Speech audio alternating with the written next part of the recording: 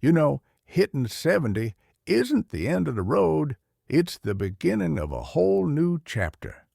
But here's the thing. Not everything that made sense when you were younger fits the life you have now. Today, I'm sharing 12 things that simply don't make sense for women like us after 70. Stick around. The last one might just change the way you see yourself entirely. Let me tell you something. Beauty is not a number on a scale, a shade of lipstick, or the smoothness of your skin. For years, we were sold the idea that beauty equals youth. Endless creams, surgeries, dyes. Have you noticed how the beauty industry always tells us we need to fix ourselves? But here's the truth. At 70, beauty isn't about looking younger. It's about looking alive. Do you know what radiance looks like now? It's the way your eyes light up when you see your grandchildren, or the joy in your smile when you laugh at a joke you've heard 100 times. Those laugh lines, they're a map of a life well lived. And let's not forget the practicality. Why should we spend hundreds of dollars on treatments that make us look less old instead of investing that money into hobbies or experiences that make us feel genuinely happy? From this point forward, beauty isn't something you chase. It's something you carry inside you. So ditch the chase. You've earned the freedom to show up as yourself, unapologetically. Here's something I've noticed. As the years go by, the more stuff you have, the more stress you carry. Every drawer, every closet crammed with unused items. It's not just physical clutter, it's mental too. Think about it. Why do we hold on to things we no longer need? For years, I kept old clothes I thought I'd fit into again, gifts I never used because I felt guilty giving them away, and even piles of outdated magazines. And you know what all that clutter was doing? It was weighing me down. Now's the time to flip the script. Instead of seeing decluttering as getting rid of things, see it as making space. Space for movement in your home, space for meaningful moments, and space for peace in your mind. Start with one room, or even just one drawer. Go through your items and ask yourself, does this still bring me joy or serve a purpose? If the answer is no, thank it for its time and let it go. You'll be amazed at how much lighter you feel when your surroundings reflect simplicity and peace. How many times have we jumped into a disagreement that had nothing to do with us? Maybe it was to protect someone, stand up for our kids, or keep the peace in the family. While that might have made sense when we were younger and playing peacemaker, after 70, it's time to let some battles go. Picture this. There's a disagreement between your grown children over something trivial, like who should host the next holiday gathering. Your instinct might be to step in and mediate, but at what cost? Often, these small battles drain your emotional energy and put you in the crossfire. I learned this the hard way. Trying to help only ended up with both sides resenting me. The same goes for long-standing feuds with friends or neighbors. How much of your precious energy have you wasted holding grudges or fighting battles that, in the big picture, don't matter? Instead of trying to resolve every conflict, consider this. Not every problem is yours to solve, and sometimes the most powerful move is to step back and let others figure things out for themselves. You've earned the right to focus on your happiness and well-being. There's something I've noticed about women like us. We're natural caretakers. We feel a sense of duty to show up, to make others feel special, and to keep connections alive. But after 70, we have to ask ourselves, at what cost? When I turned 70, my calendar was busier than ever. Grandchildren's birthday parties, community events, holiday gatherings, and even hosting friends for afternoon teas. I thought being busy was a sign of being vibrant and involved, but instead I was often drained and overwhelmed.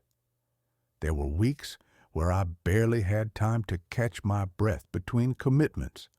What I didn't realize was that constantly saying yes to everyone meant saying no to myself. Over time, I started to resent some of the very things I had agreed to.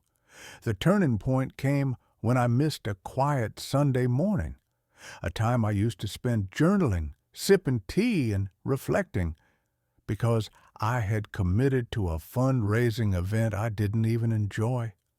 That's when it clicked. My time is no longer infinite, and not every commitment deserves a spot on my schedule. These days, I ask myself two questions before committing. Will this truly make me happy? And do I have the energy for it? If the answer is no, I politely decline.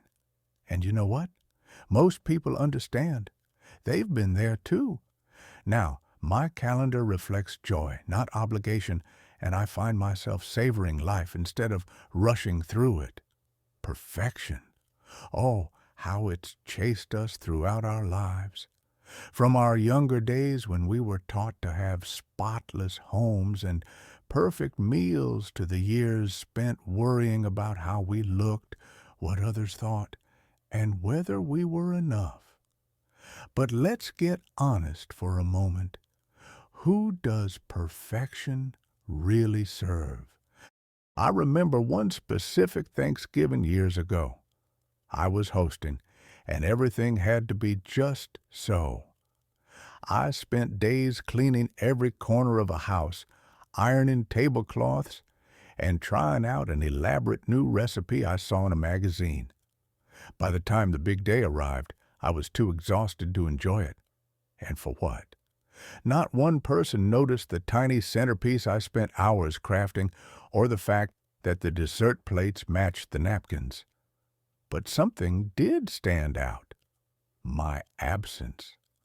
I was so busy perfecting everything that I missed the laughter at a table, the joy in my grandchildren's faces, and the stories being shared. That day taught me a hard lesson. Perfection comes at a cost, and it's rarely worth paying. Now, I embrace imperfection wholeheartedly. If my cake sags a little in the middle, it still tastes the same. If my living room has a bit of dust when guests arrive, it doesn't stop us from enjoying good conversation. What people value most isn't your perfect hosting or spotless appearance. It's your presence, your warmth, and your authenticity. So, let's let go of perfection, shall we? We've earned the right to be unapologetically real. I'll be the first to admit it. Taking care of our health can feel like a full-time job. The doctor appointments, the dietary changes, the exercise routines, it can all seem overwhelming. But if there's one thing I've learned, it's this: nothing is more inconvenient than losing your health. I had a wake-up call a few years back. It started with small things: a stiff shoulder here, a bit of knee pain there. I thought, oh, it's just aging. It's normal. But those small issues became big problems when I ignored them. One day, I found myself unable to go up the stairs without wincing. A visit to the doctor revealed that early intervention could have spared me years of discomfort. It's not just about injuries or chronic pain either. It's about small, everyday habits that add up. For years, I used to reach for prepackaged meals because I didn't feel like cooking. They were quick, easy, and convenient. But when I started feeling sluggish and noticed my energy dipping, I took a closer look at my diet. Turns out, all that convenience was costing me more than time. It was costing me vitality. Now, I take my health seriously. I prep simple, nutritious meals on Sundays so I'm not tempted by quick fixes during the week. I make it a point to stretch every morning, even if it's just for 10 minutes. And yes, I keep up with doctor visits, even for the little things.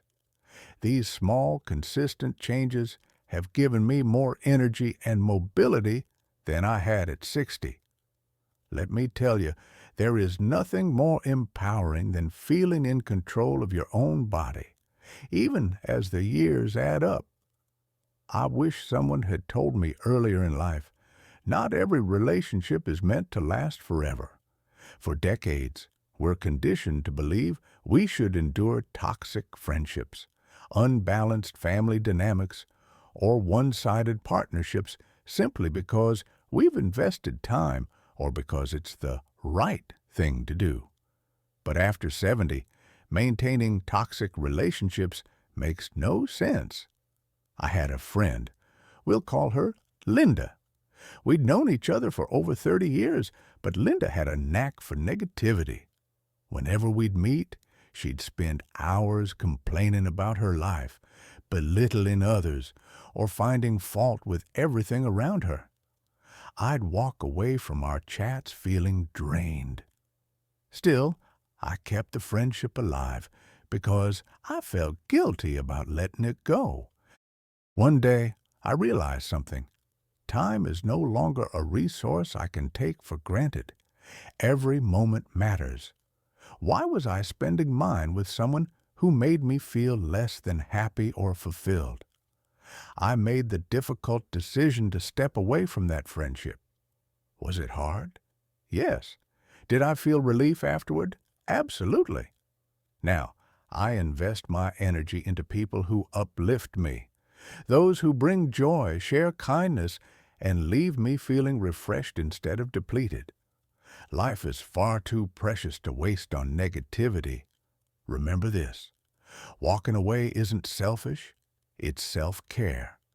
There's a myth floating around that after 70, our lives are set in stone, that there's no room for new interests or adventures. But let me tell you something, that couldn't be further from the truth. In fact, this stage of life is the perfect time to try things we never had the chance to before. When I was raising my kids and working, my life revolved around schedules and responsibilities. There wasn't much time left for hobbies. But after 70, I decided to shake things up. I signed up for a painting class, not because I thought I'd be good at it, but because it sounded fun. And you know what? I wasn't great at first, but it didn't matter. For the first time in years, I felt like a beginner again. And there was something so freeing about that. Since then, I've taken up gardening, started journaling daily, and even joined a local choir. Every new interest brings with it a sense of excitement and purpose. You're never too old to learn something new or rediscover something you once loved. Don't let anyone tell you otherwise. You deserve to fill your days with things that ignite your curiosity and spark joy in your soul. I'll admit it, I used to be intimidated by technology. Phones, tablets, smart TVs, they all felt overwhelming. I'd tell myself, oh, it's not for me, or I don't need to know how to use all that. But here's the thing. Avoiding technology in today's world doesn't make sense, especially after 70. My granddaughter was the one who changed my perspective. She showed me how to use a tablet, and suddenly a whole new world opened up to me. I learned how to video call my family, explore recipes online, and even join online classes. I discovered communities of people my age sharing stories, advice, and experiences. And let me tell you, watching videos on gardening tips and even learning some basic Spanish has been a blast. Technology isn't something to fear. It's a tool to enhance our lives. It keeps us connected, informed, and engaged with the world around us. So, if you're hesitant about learning, remember this. You don't have to master everything at once. Start small. Ask a tech-savvy friend or family member for help. The world is moving forward, and staying connected to it can bring incredible joy and opportunity, no matter your age. There comes a point in life when you realize that no matter what you do, someone will have an opinion about it. And guess what? That's okay. But spending your precious time and energy worrying about those opinions, that makes no sense after 70. When I was younger, I'd fret over everything. What to wear to the neighbor's barbecue, whether my gift for a friend was good enough, or if my choices for my own life were being judged by others. As women, we're conditioned to seek approval from everyone, our families, our communities, even strangers. But let me tell you something that's freeing. None of it really matters in the grand scheme of things. I remember once being worried about wearing a bright floral dress to a formal event because it was too much. My daughter said, "Mom, who cares? If it makes you happy, wear it." And you know what? I did. I got so many compliments that day, but even better, I felt good in my own skin. So here's my advice. Live your life for you. Dance even if people are watching. Speak your truth even if it's unpopular. Wear what makes you feel fabulous, no matter what anyone thinks. By 70, you've earned the right to prioritize your happiness over someone else's opinion.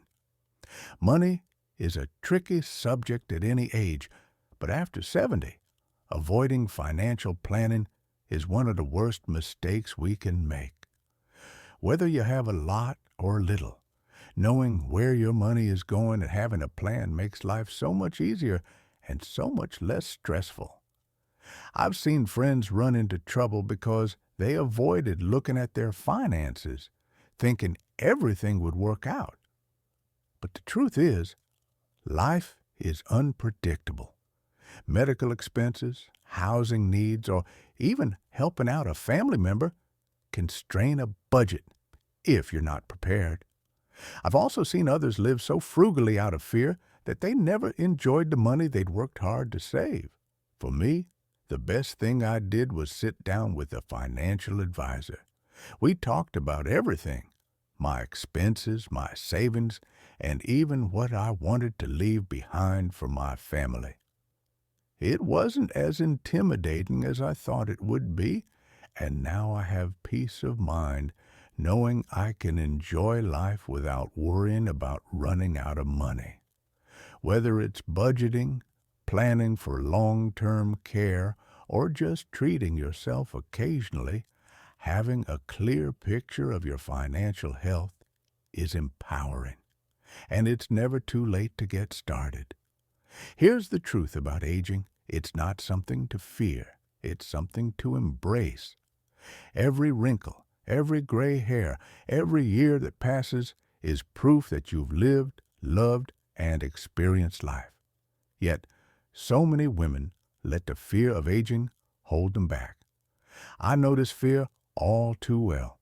For years, I worried about looking older.